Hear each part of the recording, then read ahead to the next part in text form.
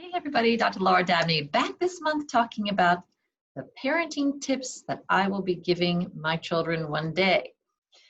There are 2 do's and 2 don'ts. We've done one of each. So this one is don't demand respect from your child. And the main reason is because it doesn't work. But we'll get into that in a little bit more detail. But let's start with what is respect exactly? Because a lot of parents have this mixed up. And we're frequently talking about this in sessions. A lot of parents think that any display of any kind of negative emotion is disrespectful. It's not. Okay, so kid stomps up the stairs, kid slams the door, kid maybe yells, have you. Their parents are saying, well, they're not respecting me and my household, blah, blah. Okay. That's not doing you or the kid any good. Okay, your job is to help raise a man or a woman who can handle relationships well. And this demanding respect, it doesn't work. It's not the point here. Your child has a job. Their job is to separate from you, learn to control themselves, learn how to deal with themselves in public in an effective manner. Okay? So if they're stomping up the stairs and slamming doors, of course, that's not going to translate into good social behavior. I get that. But, you know, they're kids and they're learning this as they go. And like learning anything you learn, it's not a linear curve. They're not always perfect. You're not always perfect. They're going to lose control once in a while. We all do. The key is to give them some time and then tell them how you'd rather they behave. Okay, they're acting out some emotion. You want them to use words, and that has to be conveyed to them by you. That's your job. Okay, so you go to them, let things calm down. You get a half an hour or so, or maybe longer. I mean, listen, if they come back after half an hour, and they say, "I'm sorry, I got angry like that. I just didn't want to tell you that blah blah blah," or whatever it is. Well, that's great. You can just pat yourself on the back and both go off to bed. Gold star for you, right? Because that's what you want, because we will lose control sometimes when we do, and going back and apologizing and using their words is perfectly acceptable. Great. Okay, but if they don't, go into their room and say, you know, look, listen, I'm getting the impression from all that you're angry. Is that correct? You want them to understand that you can't mind read. So you want to ask them. You say, okay, so what are you angry about? And they're like, oh, well, she knows when I'm angry. You might be like, well, I'm not sure what's the feeling here exactly? Let them say, and then say, look, what kept you from simply telling me what you're angry about? I'm interested. I can't fix it if you don't let me know what you're angry about.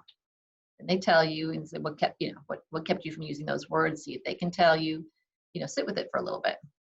Okay, next time, can you please let me know with words and not all this acting out?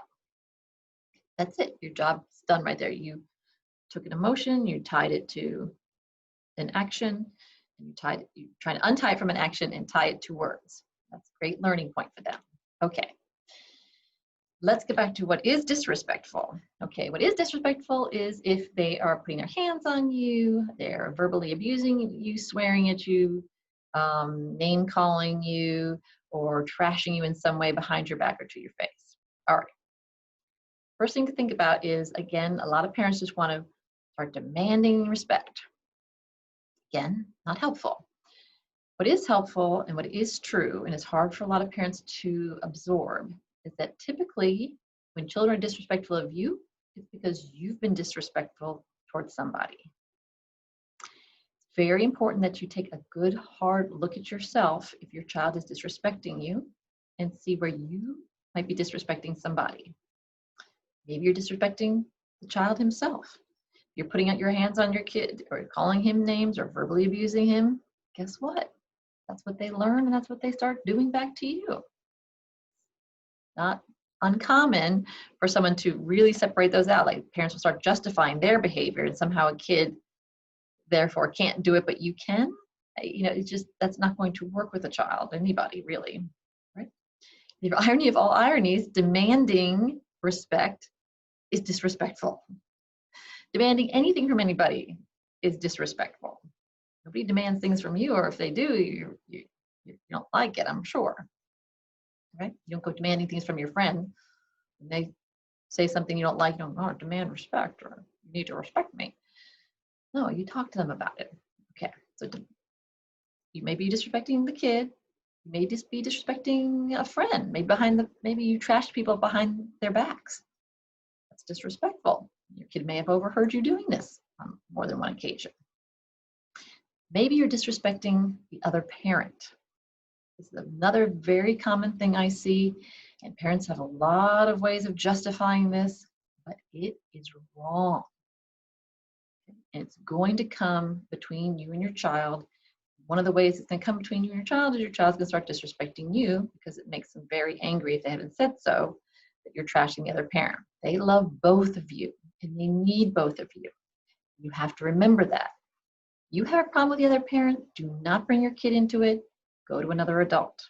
Okay? Lastly, you may be disrespecting yourself. You're abusing alcohol or drugs. You may be disrespecting your well-being, yourself, and the law, maybe. Okay? So take a good hard look at yourself. Start changing that behavior if you see it. Good for you if you do. And see what happens with your kid. Okay? If there's disrespecting you, you don't know why, go ahead and address it. But address it. Don't demand anything. Say, look, when it's quiet and calm, I don't understand why you say these cruel things to me. What is it that sets that off for you? What happens there? What's going on? Maybe they'll tell you, or maybe you can ask them, is somebody treating you that way? You may not hear what you hear, but it is very informative and be very helpful.